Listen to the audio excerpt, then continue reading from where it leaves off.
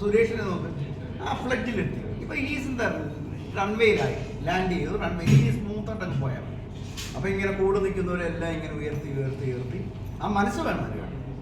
ഞാൻ ആദ്യമേ അവിടെ വന്നപ്പോൾ എല്ലാവരും നമ്മൾ പറയുന്നത് നിങ്ങളുടെയൊക്കെ ലക്കാണ് ഇവിടെ ജൂനിയറായിട്ട് വരാൻ പറ്റില്ല. ശ്യാമിനോട് ഞാൻ പറഞ്ഞു എല്ലാവരും, കാരണം പല അഡ്വക്കേറ്റ്സ് ഓഫീസ് ചെന്നാൽ നിങ്ങളെ ഒരു ഫൈൻ പോലും കാണിക്കത്തില്ല. Because they keep you as a servant.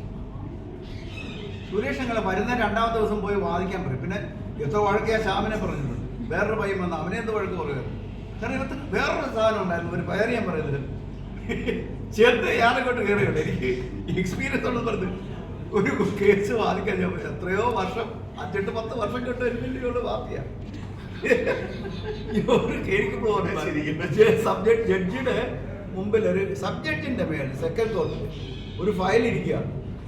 Suresh പുള്ളി ഏൽപ്പിച്ച് പറയണേ, പേര് വന്നിട്ട് പറയണേ, കേസൊന്നും പറഞ്ഞേക്കണേ പറഞ്ഞു എന്നിട്ട് സാറ് വേറെ സാറ്. എന്നിട്ട് പയ്യൻ കയറിയില്ല, അയാൾ നിന്നില്ല, എന്നെ കൊണ്ടാ പറയിപ്പിച്ചു. ഞാനെന്ന് പറഞ്ഞാൽ അങ്ങോട്ട് കയറി എത്ര ഒരു മാസമാണ്.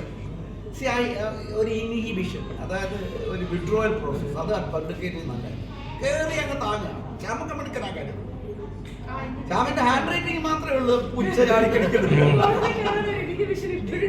കാരണം കോടതി കയറാനൊക്കെ പണിയൊന്നുമില്ല, പോയി വല്ലതൊക്കെ പറയും. ഞാൻ ഉള്ള പരുന്ത് മാനത്തെ ചെമ്പരുന്ത് പരുന്ത് മണിനെ വന്നിങ്ങ് റാഞ്ചും പരുന്ത് മാനത്തെ ചെമ്പരുന്ത് പരുന്ത് പാറിവാ ചെമ്പരുന്ത് തെയ്യോം തകരാരോം ദിത്തോം ദിത്തകരാരോ ദിനം ദിനം ദാരോ തെയ്യോം തകരാരോം ദിത്തോം ദിത്തകരാരോ ദിനം ദിനം ദാരോ ആരിക്കെന്താരോ ഏരിക്കെന്തേരോ ഏരാരിക്കെന്താരോ ഏരിക്കെന്തേരോ മലകളി കണ്ട് നിൽക്കും പരുന്ത് മാനത്തെ ചെമ്പരുന്ത് മയനെ വന്നിങ്ങ് റാഞ്ചും പരുന്ത് മാനത്തെ ചെമ്പരുന്ത് പരുന്ത് പറയുവാ ചെമ്പരുന്ത് അതെയ്യോം തകരാരോം ദിത്തോം ദിത്തകരാരോ ദിനം ദിനം ദാരോ തെയ്യോം തകരാരോം ദിത്തോം ദിത്തകരാരോ ദിനം ദിനം ദാരോ ആരിക്കെന്താരോ ഏരിക്കെന്തേരോ ഏരാരിക്കെന്താരോ ഏരിക്കെന്തേരോ ആരിക്കെന്താരോ ഏരിക്കെന്തേരോ.